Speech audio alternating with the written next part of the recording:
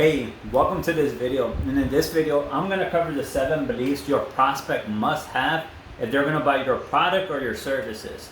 Now, before we get started, when I started my marketing agency for more than a year ago, up to date, I have taken at least over 100 sales calls by now. And over those 100 sales calls, I have learned quite a bit. And I have read a bunch of books, have learned from other people who have taken a bunch of sales calls and what are their frameworks, what are their strategies, what type of questions, everything, that it's important in a sales call. And what I come to boil it down to are these 7 beliefs that the prospect must have if they're going to buy your product or your services. So the first one is pain or problem. So what this simply means is that, the prospect must believe that they have a pain or a problem within their business. So there's a current challenge that's keeping them to get into their goals. Something's not working within their business. Maybe their business is not growing as much as they'd like to. Maybe their lead generation process isn't, up to their standards. So for example, to give you a practical example, I work with life insurance agents and I run their Facebook ads in their funnels. And sometimes, when I'm speaking to the agents, I find out that they're buying shared leads, which is not efficient because, they're sharing them with other agents. They're cold calling, which is not effective unless you do like 100 calls. One person might say yes, right?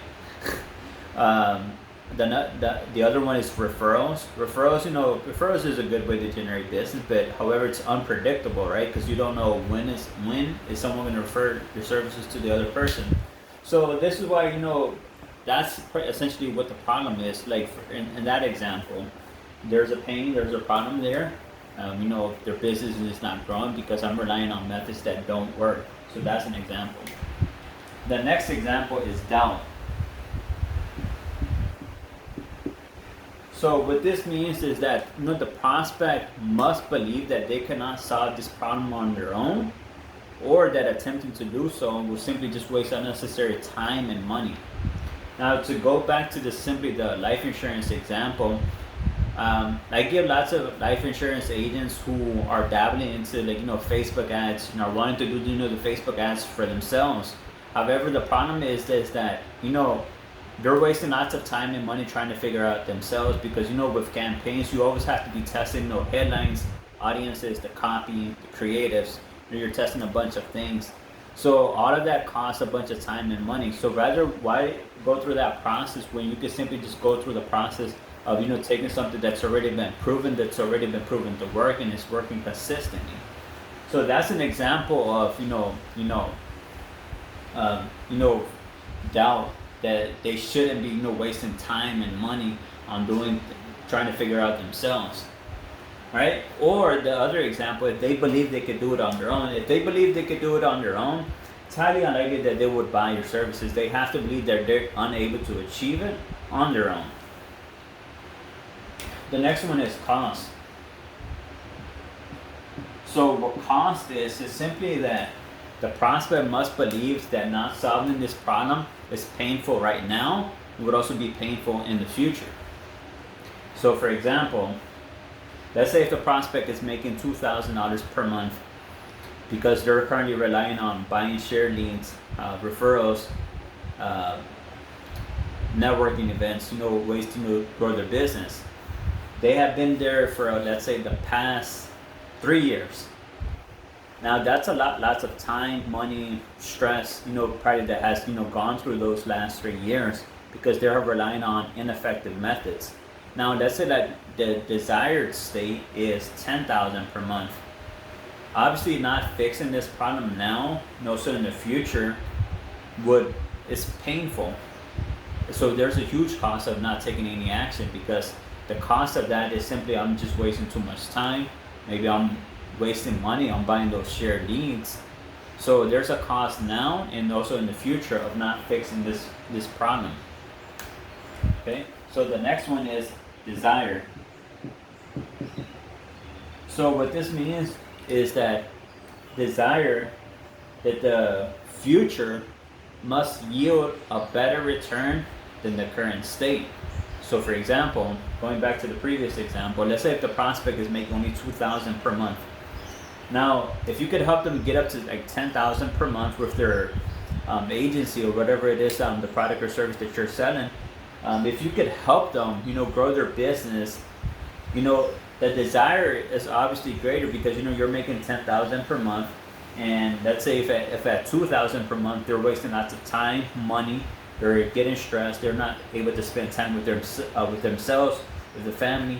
So there's once you weigh them, the future desire has a greater return than the current. So that's what desire is. The future has to yield a better return than the current state right now.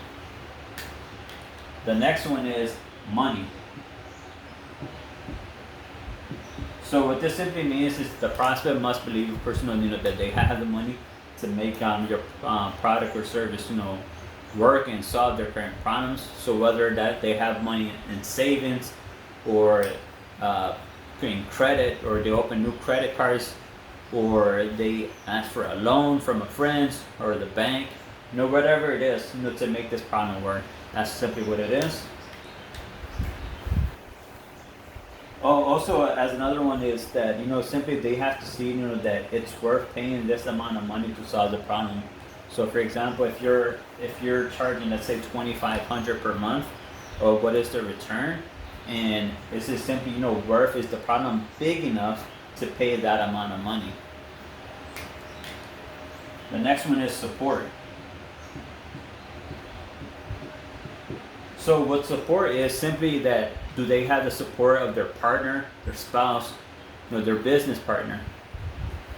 And what this simply means is that they have to believe that they have support from everyone else. So because usually, sometimes, not all the times, but they're usually aren't the only decision maker. There's probably someone else who kind of helps them, or maybe it's just kind of like a way for a prospect just to kind of get out of the calm. So they just say I need to speak to the partner, the goldfish as an example.